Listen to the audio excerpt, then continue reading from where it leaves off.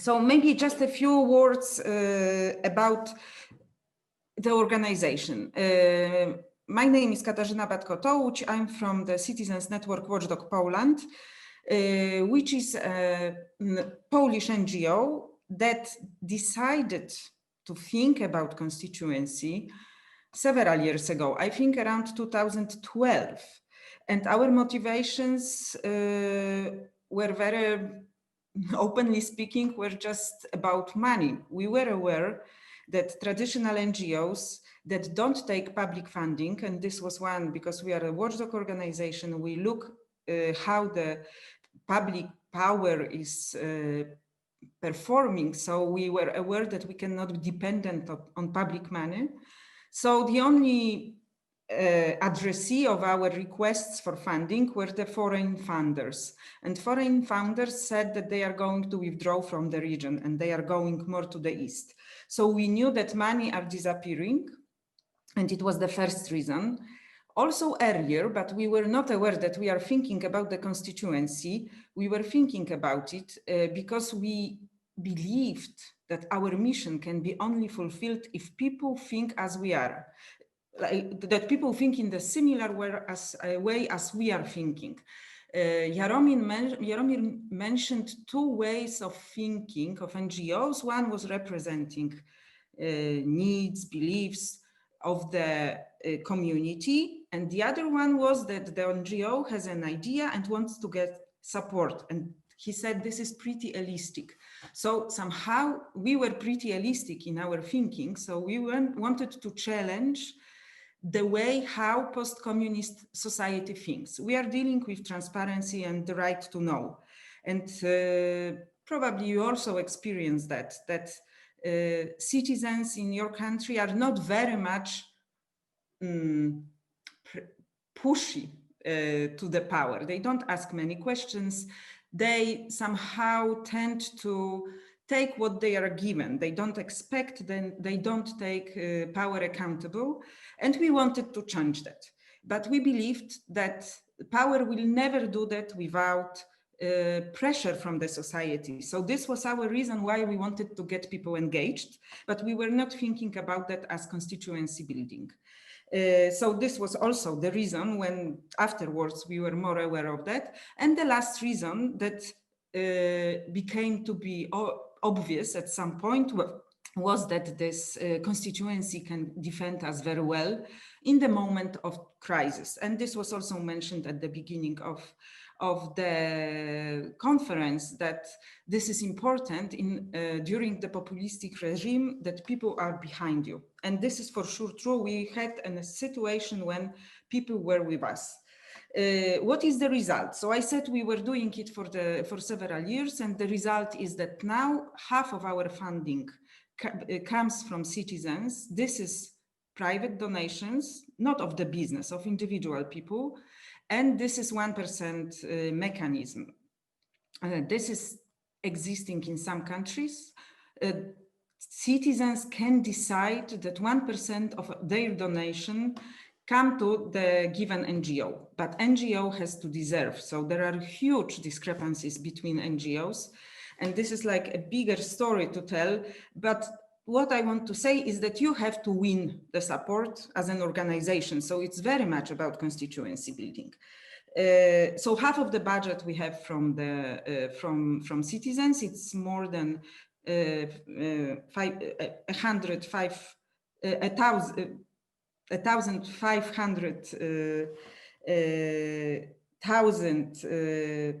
euros, more or less. And we also have very active social media, and some 500 people who we would name, on this pyramid that Jaromir mentioned, probably something between contributing and endorsing. So in the middle of this pyramid, of course, there are also people who are leading. These are our members, because we are the member organization, but there is only 60 of them.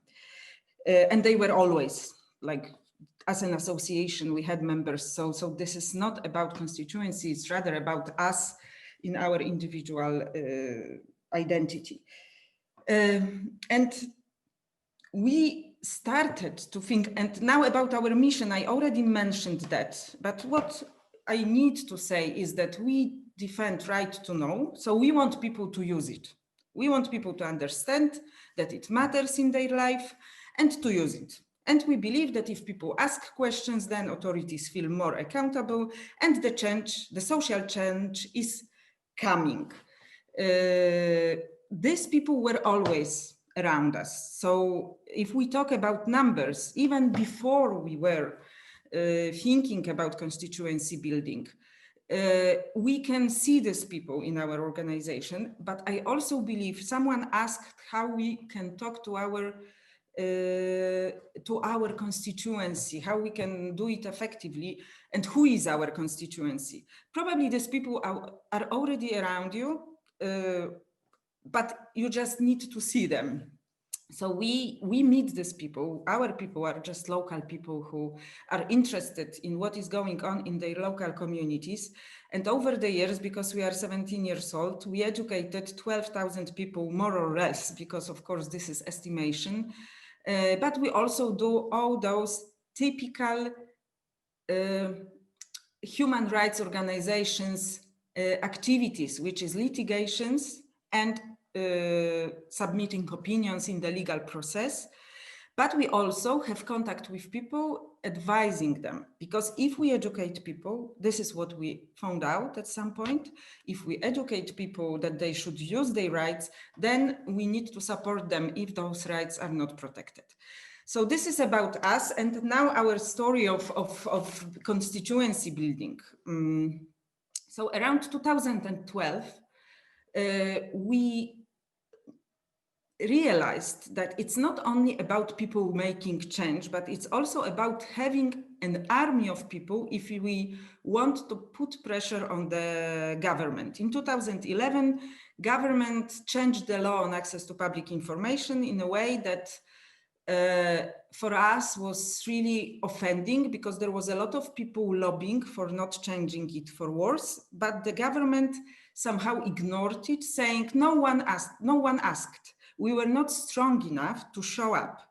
And this is why we started to think what could be something that would identify us as a community of people, not saying, you know, all those long stories, but something that would show that there are people behind certain idea. And at that time, we found a keyword, openness. In Polish, it's jawność. Openness is on your side. So we wanted already intuitively at that moment, we thought that it's important to say it to the people. So to have something that identifies us, but also is not something addressed to us or telling about us, but telling people why it matters for them. It was a very good move because people started to use this, where we made a logo that you can see, and people started to use it also in those people who were around us, sometimes not our members, sometimes graduates of our trainings or people who saw us in the internet. They started to use this picture as the cover photo in their social media, and sometimes they were using this word jawność as an adjective, jawny, open, and adding the name of their community or their gmina. Gmina is the smallest administrative unit that has own authorities, and those people were working all over Poland in different communities, in different gminas, and they were just adding the name of the place where they lived. So if someone lived in Warsaw, could write Jawna Warszawa. So which would mean open Warszawa, but someone who was living in small village could name it like Jawny Bielsk Podlaski. So it was like different. This word started to somehow work as kind of something that unites us. Then we started to think that it's not only about having something in common, but it's also about explaining to people that this jawność, this openness matters for them. So we decided that we would like to have allies in different groups, but not only allies, but mostly to show people that it's not an abstract concept, but it's something that may change their lives. So we identified different groups, and you have here the logos addressed to different groups. And it was like openness is on the side of this yellow one. Openness is on the side of people working in administration, and this was mostly about whistleblowers or people who have a problem, are in the institutions and have an ethical problem, and openness would help them a lot. Openness is on the side of journalists, of NGOs, patients, parents, and entrepreneurs. The idea was to have the campaigns or topics of our activities that would address those groups. Of course, this is 2013, so the idea was a very good one, but we were not that popular at that time to have cases coming to us from people. So at that time, we had to develop those cases, like, okay, let's address the parents, showing them that they can ask in the schools what is the level of safety. Or let's show to patients that they can see how the medical failures are treated. So at that time, this was just the idea. Now it's something that really works. So this is in our thinking. And Jaromir also said it's not only about communication, it's about the whole thinking of the organization. And I would say that now whole thinking of the organization is about being open, very careful and attentive for the cases that people bring, because we can match. Now we have an easier way. People come to us with their problems, which we, if we are open enough, we can use to show to other people, and we can in this way make this synergy, because people who come to us somehow put fire over our mission, which is, of course, reaching out to as many citizens as it is possible. In 2013, we started to think how we would like to build constituency. This was the first moment. We even didn't have enough, we didn't have language for that. The language that Jaromir now uses is something that was developed afterwards. At that time, it was like looking around and thinking what we can do and what can be the first step.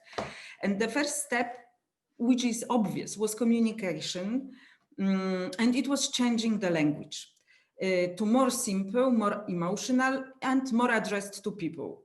So rather, when I had this first presentation of what we are doing as the organization, we were using there the language that is understandable internationally. This is part of our English website. In English, we communicate rather with people on your level, rather with other NGOs, other donors. We want them to understand what we are doing. But in Poland, our addressees are completely different, and we want to show them what we are doing. So here is what was our one of the first task that we had to do, was to prepare a generic communication to show people what we are doing. This is put on our Polish website, of course, in Polish. The idea was that there must be as many words that create pictures. So instead of how long we are working, what we are doing, that we give advice and that we go to the court, or how, like everything that somehow explains the procedures. We were looking for examples that will show what is the concrete work that we do and what is the scale of that we are trustful, to show that we are trustful and we have impact. And finally, we prepared something like that. We make sure people know what the government is doing. We teach citizens that they can ask the government why a school was closed, and you have this picture here, how much was spent on the festival. This is also a picture, or where the construction of wind turbines is planned. And this is again a picture. We advise on thousands of cases. This shows our impact and scale, and take hundreds to courts again. This is our credibility. And thanks to our activities, more people know that they have the right to question the government, and the government knows that they have to respond. And this is something that was somehow tested in a moment when there was this attack of the populistic politicians on us, which actually helped us a lot. We were prepared for success. This is why I put it as a title of my presentation, that sometimes situations of extra energy come to you, but you need to be prepared to make use of that. And we were happy or lucky enough to be prepared in the proper moment. Anyway, this short description of what we are doing, which is just presented on our main website, was then several times repeated by other media that that were talking about the situation of attack on us. And of course, working out such short communication took us quite a lot of time. Then the thing that we did also at the beginning was increasing competences. Very often in our organizations, there is no specialist on social media marketing tools, fundraising. So we were, of course, we had a question whether we should have people from outside, so externals, on internals. Finally, we have internals who are well educated and who are educating all the time. For example, now the COVID crisis, which kept us at home, actually increased competencies of our team very much, because they were participating several trainings in especially in marketing and social media using, because this is also something that you cannot learn once forever. Probably you know it, sorry for saying obvious things, but you need to follow what is going on. One thing about social media, this is also something that we put a lot of stress or attention to the social media. We are very much aware, and of course it didn't come at the beginning. At the beginning, we just had a Facebook fan page and the beginnings of Twitter. Now we have 4 main social media, and we are very much aware who is the addressee and what can be put, what content should be put in each of them. Like in Twitter, we know that some content will never be popular because we have journalists there. So there we rather have big cases, not local ones. Local ones are on Facebook. We also try with Instagram, where we have moderate success. Success is not very bad, because around 2,000 followers. And we also have something that is typical for Poland, VYKOP, and I will come back to it because there is a new group there that we discovered over the years. But another thing about social media was also committing time of people to that. And this is the next point, dedicated resources. So our social media, this is part of our work. This is obvious for everybody in our team. Then social media is our way of building credibility. We have to inform our constituency all the time what we are doing. And if we talk about being open on what constituency is doing, it is social media. This is the way how we hear what people are saying. This is where we hear that people have different opinions. It is where we hear that there are problems. And you need to have people who will answer questions, who will deal with that, who will deal with crisis and everything. And of course, you need to understand, we needed to understand that each medium has its own language. So on VYKOP, this specifically Polish social medium, you need to be kind of distant, like you need very specific sense of humor. You shouldn't be too serious.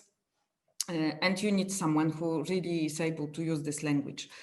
So the concrete tasks that we did, this was using social media in a smart way. It was also changing the website, and this is probably not necessary, but because we were very much focused on constituency building, we wanted to tell this constituency that they can join. So on our website, Polish one, there is this part that it's włącz się means get engaged. And we based it on time. So we developed different opportunities to get engaged when you have 5 minutes, 15, 2 hours or more time, and developing the ideas how they can get engaged also took a lot of time. I would say a few years. Of course, at the beginning, there was like, you can be a volunteer, you can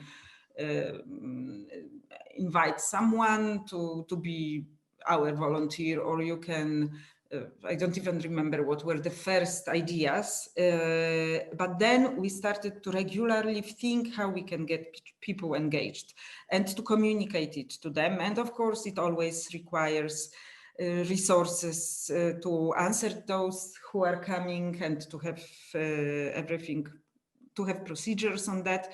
So I wouldn't say we are ideal, but I think the direction is generally okay. But it again means that in your organizations, you need to have resources. So it very often means different investment of money and priorities.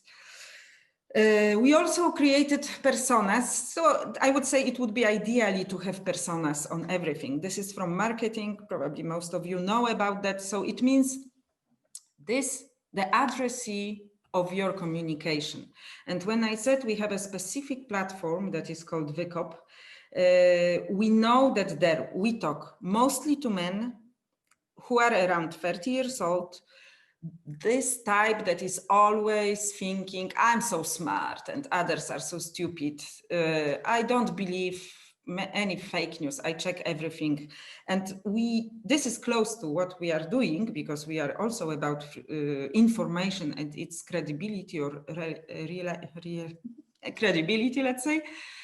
But of course, we wanted, we made this persona that describes very well. So persona, of course, has its name, age, job, way of behavior, emotions, and so on. So we described that, but this is like, probably there is many different types of groups. Now we are having some analysis on that. So we have also other groups, for sure. This local activist is a bit different than the persona that I shown you, but I just wanted to show that when you imagine that, you talk different to this person. Very big issue that we had was ordering knowledge to have stories. So very often we started to change when we were already almost 10 years old.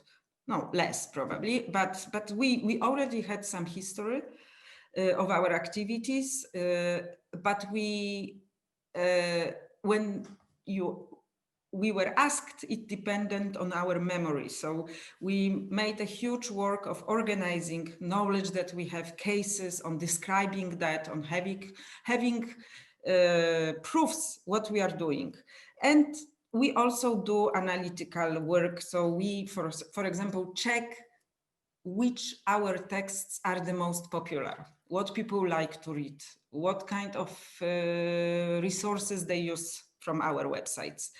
We look who is our audience. Like, this is one of the last analysis of Facebook, I think, and we can see here that we have mostly people between 25 and 44, which is typical, and we have more men in our constituency. That is also not typical for Polish NGOs, but it's typical for political NGOs. And also we know from where people are coming. So for a long time I was thinking we have small communities, but now when I look at this, these are the places and the number of users, and I see that big cities are more popular. Anyway, this is just the example to show you that what kind of analysis we do, and it helps us in making something more professional. And one thing that I wanted also to share with you is I told you that we are very an organization that was attacked by populist government. It was because of our work of the fact that we wanted to know what Jarosław Kaczyński, who is the leader of the Polish ruling party, what he was talking about with Viktor Orban. And this was the reason for the attack. And this was the moment where our constituency really made great job. It was like bumping our popularity, boosting our popularity and media coverage. And we saw, probably the most touchy from me was that so many people were saying that we are doing a good job, that we always did it, that it doesn't depend on the politicians, that we are reliable, on who is at power, that we are reliable, and so on. So this was one of the things when our communication paid back. But also, I think something that is important, I know that I have only 7 seconds. One thing that I wanted to say is also that we were always extremely transparent, and I think this is the best vaccination against attacks. Many organizations in Poland say, oh, it's only about watchdogs, and Watchdog Poland is absolutely crazy about that. But I have to say that the fact that we never were really seriously attacked, except for this one case, comes from the fact that we inform how we are funded, and we don't say, look at our report. No, we show people how we are funded. We show the fact that half of our funding comes from people. And this is maybe not the most clear for the foreigners, but it's exactly written how much money we have. And every month I put information like here is donations. This is the second bullet, and the donations are done up to date. This is 30 of February of September, because I did this presentation in October.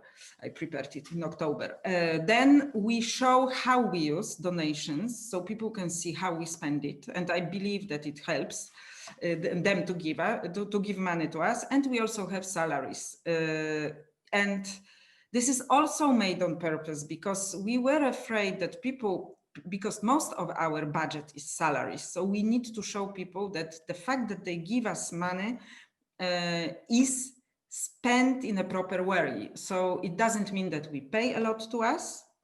This is very medium, very average payment for Poland. And of course, there was a debate in Poland whether it's something to do and that we are extremists and so on.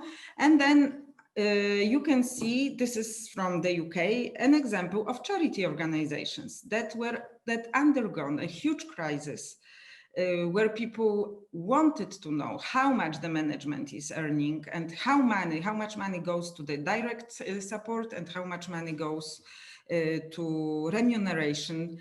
And they had at some point, they were very much resistant as our Polish organization, and only the crisis made them think about acknowledging concerns, being transparent in a proactive and accessible way. So not that when we are asked, we say, you can look at the report.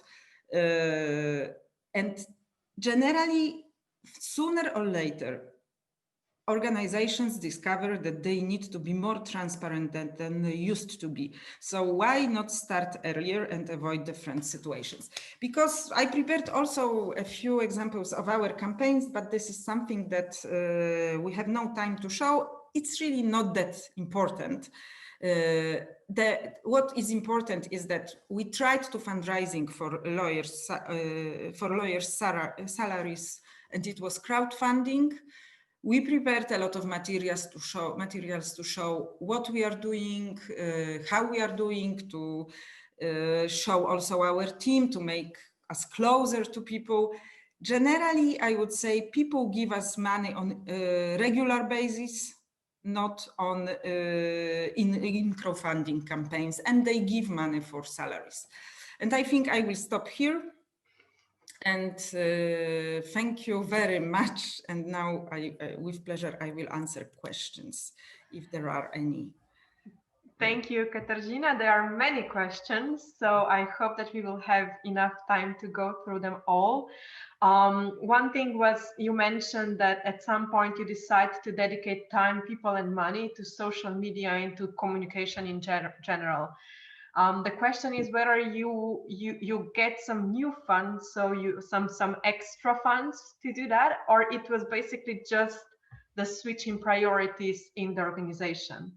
So it's something that you decided, okay, from now on, we will dedicate so much time for this kind of activities. So first we started to prepare ourselves. I said in 2014, we started something that was about aware thinking on constituency. And at that time we had this Norwegian fund in Poland. And we had a project for other organizations as well, because this was something, whatever. We started to train first and to think how we can organize it in our organization.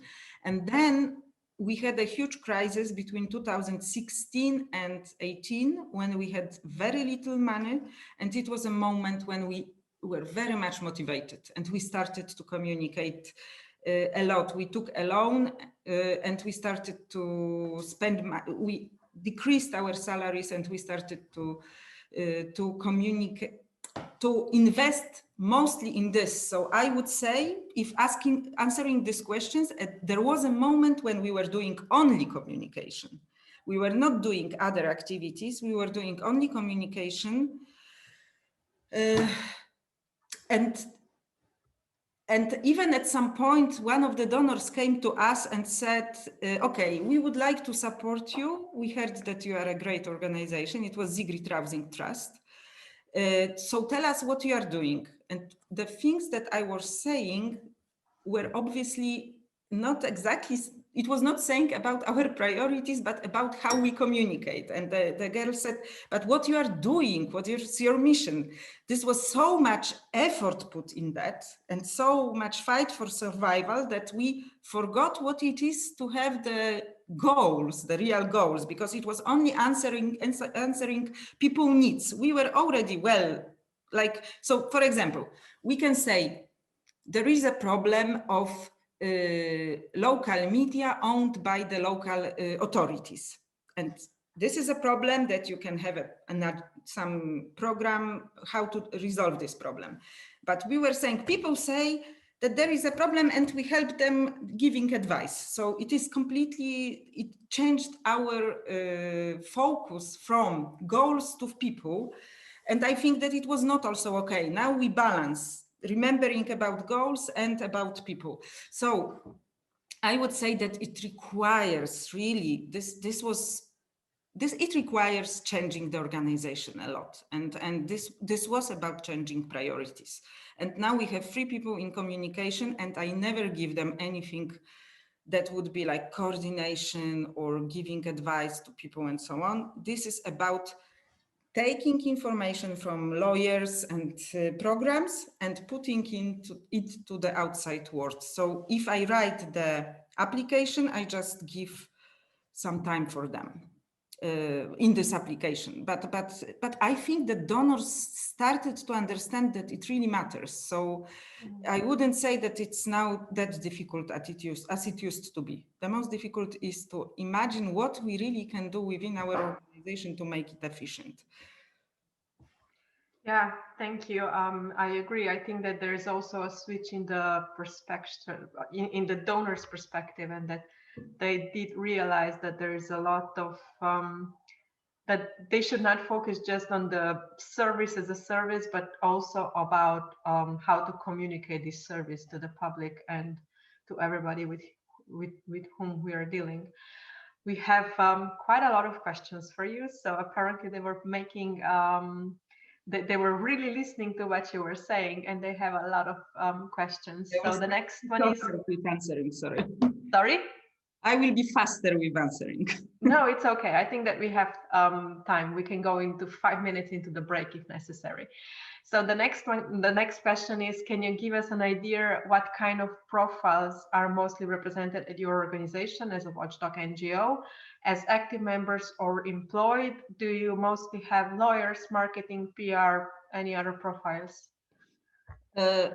So the team consists of 14 people now. And I think this is the ideal. The moment now is really good one. And we have 3 people in communication, 5 or 6 lawyers, because not everybody is full-time. 2 people in management is shared, but I would say that there is 1 person who is executive director, 1 in administration, and also board is very much engaged in management. And management is important as well, and 3 people in programs. So if, for example, we apply for some funding for, let's say, Watchdog School, which consists of training, or advocacy around freedom of information, then we have always someone from program and someone from communication, part-time, someone from management, and someone from lawyers. One more thing, and there is also an IT person, and this is what we discovered, that IT needs now increased very much, and not only because of the COVID, but also because of the changing world and security online and so on. So this is something, this is like a new challenge that I see. I don't know how much it is a challenge for everybody, but I think sooner or later it's going to be. And outside of this, we have members. Members are just local citizens. Most of them are not working professionally in the topic, but we have to take care of them in terms of not what we are afraid of detaching the office where people are professionals from those who are actually the reason why we exist. So this is also one of the challenges to be sure that we are in touch. And outside of that is this network. So when we think about network, we mean people in the social media who are active, people who get engaged in some programs that we are running, and people who actually take our idea, never met with us, but met with one of our members or someone who was a graduate of our community. So we try to think about us really as about a network, not having, not with everybody we maintain contacts, direct contact. Okay, great, thanks a lot. Another question is, what happened to your government funding when you started the activities of public awareness and when they become louder? Did the relationship with the ministries change? This is about other organizations rather, because as I said, we don't have public funding. We have public funding, but from 1%, which means that the donor is individual. We don't call it donation, but like the decision maker is a citizen, not the government. We resigned from having money from the government already in 2007, when we had the first situation when from government money we started to run something that was named as non-governmental center for NGOs, on public information for NGOs, and we discovered that the biggest problems were in the ministry that gave us this money. So then we realized that it's really something that we cannot do, and we always kept a distance. This is a problem for sure for the organizations who advocate for problems of different groups. They are always hesitating, but I would say that even with our government, it somehow works. Like for example, there is an organization that is named Birth with Dignity Foundation. So it's about women's right to decide how they are going to give birth. They had very good relationships with the ministry around setting standards for giving birth in Polish hospitals. And there was a moment when they cancelled the legal document that regulated that, the ministry, and there was a fight, and still they are respected. So I would say that probably having constituency and being a strong organization that really has something that matters for many people, and the government sees it, even if it's populistic, they are not that, it's not that easy for them to say, no, we are not going to talk to you. So I think this is also a way of building credibility towards the government. Yes, like I agree. If you have enough of support behind you, then not even the government is strong enough to destroy you, at least not so easily. Let's move on to the next question. It's what I would like to know, what would you do when, let's say, the government says to you that you're too emotional, when they discredit you on the basis of that you're reacting as a human being and not as an expert, even though that as an organization we do communicate with scientific facts? A complex question. No, this is not exactly that, but this is what the government did to us in 2011. They said no one resisted. Everybody was happy. We made a lot of consultations. Why you say people are unhappy with changes in the Right to Know Act? And we said, come on, we were communicating. This was such a lie. We were communicating. Everybody knew. There were press releases. So what we did, we started to work on changing that. So I am afraid that somehow this is a moment to put emotions aside and think, okay, they are going to lie. They will do like that. So let's find a solution let's survive that. This is really demotivating. I understand that. But putting even more emotions can be destroying. I think that this is a moment for reflections, how we can deal with that. Okay, thank you. There are some congratulations on your success. And then the question, can you share the top 3 crowdfunding practices that work best for you? This is something that is difficult for me because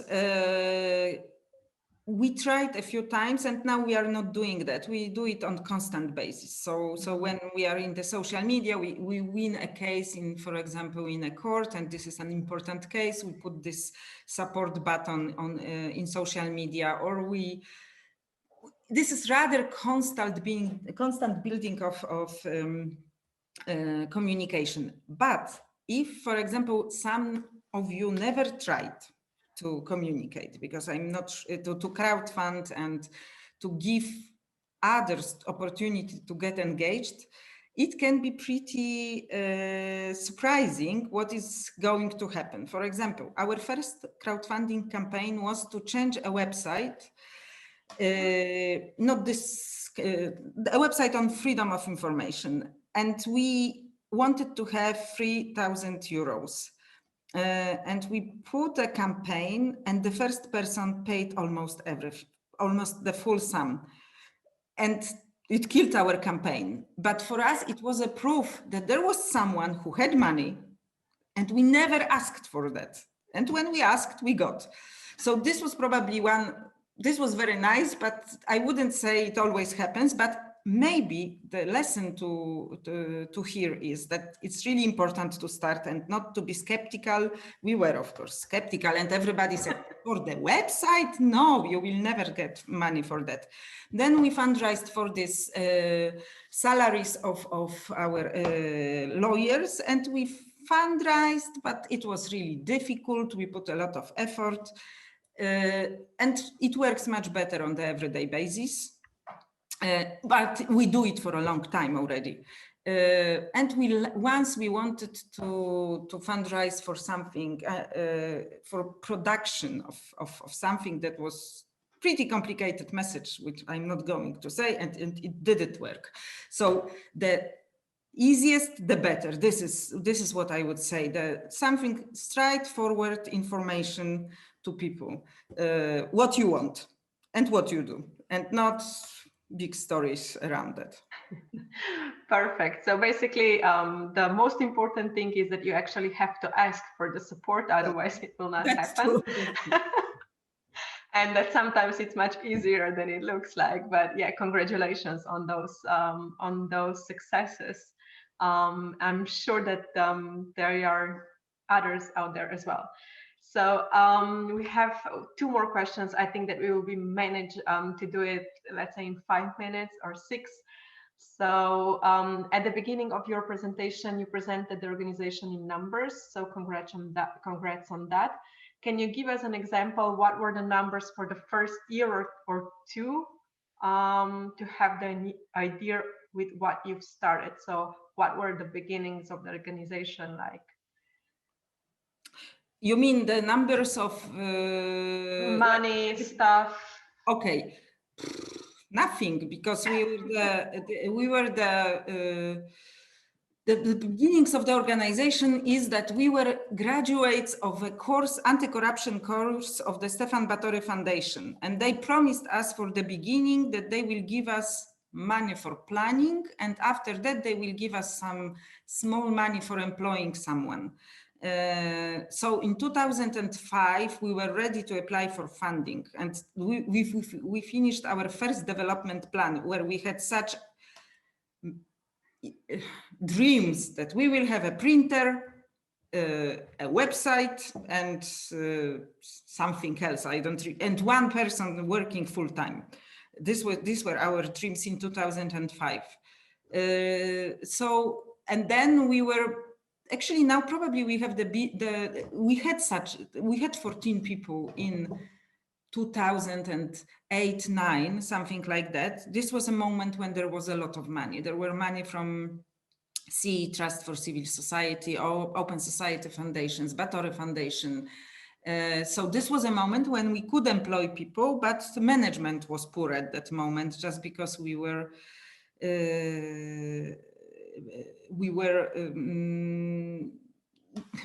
in time of development. The moment when we started to invest in management was really important. And I think that this is something important for everybody if you want to develop. And I wouldn't say that we have professionals from business, but we have people who really know how to do things, and this is enough. And we rely on internals. Great. Thanks. Just the last one, and we will still have 5 minutes probably for the break. So how did you explain the fact that most funds go to the salaries? They said again that I believe you've linked the works to the results, but would like to hear an example. So how basically did you get support from individuals that to understand that you have to have a paid staff, and that the part of the money or the majority of the money will go for the salaries? We don't make special explanation. It's just that we have it. This is about proactive. The screens that I shown you, this is online. This is not something that I prepared for you. So this is like constant informing that this is how we spend, on what we spend. You can see our work and you can see how much we earn. And this is enough. Actually, no one, this was exactly my question when in 2013, we organized a conference on key communication strategies for the organization from Central and Eastern Europe. And I believe Frank Bolt from Czech Republic said that they are raising money for salaries of lawyers. And I thought, no, it's not possible. How they really say that it's for salaries? And they said, yes, what's the problem? And we started to say, yes, what's the problem? And it's really not such a problem as we imagine that our communities think about that. Of course, you have to think, because there is this big discussion about the level of salaries and and this is actually a question that people think we earn a lot of money. But the other side to this coin is that we really have to be very transparent what is our remuneration policy. So this is also online, how we pay, and it is bounded to the level of the average salary in Poland. So if we have statistical data that average salary is, let's say, about €1,000, we say in management, people in our organization can earn only 1.25% of like 125% of the average salary in Poland. So it means that we really don't earn a lot, but also if we want to have 14 people, we can't earn a lot because we are not a rich organization. So every year I have this headache that at the beginning of the year, there is not enough money. And it's not that this is a story of success that will never end. It's always fighting for survival. Katarzyna, I'm speechless. I'm super happy for your input. I think that there was really a lot of very useful, very concrete information. The question of salaries is a very hot question in Slovenia as well. It's partly connected with the lack of proactive transparency from the organizations itself. There are not many organizations who provide this information to the public without being specifically asked. And also because the general public has kind of an image that our salaries are extremely high and that we only get the funds to go ahead and enjoy ourselves. So I think that if we would be more proactive, all of us, if we would publish more information about how we spend money and where are our salaries and what we do with them, I think that we could only benefit, because I think that 99% of the organization has actually much lower salaries than the public foresees it. And probably that could only benefit us. So thank you very much. Thanks for the additional 5 minutes of your time. And thanks for everybody who was putting questions. I hope that you will remain so active in the next presentations as well.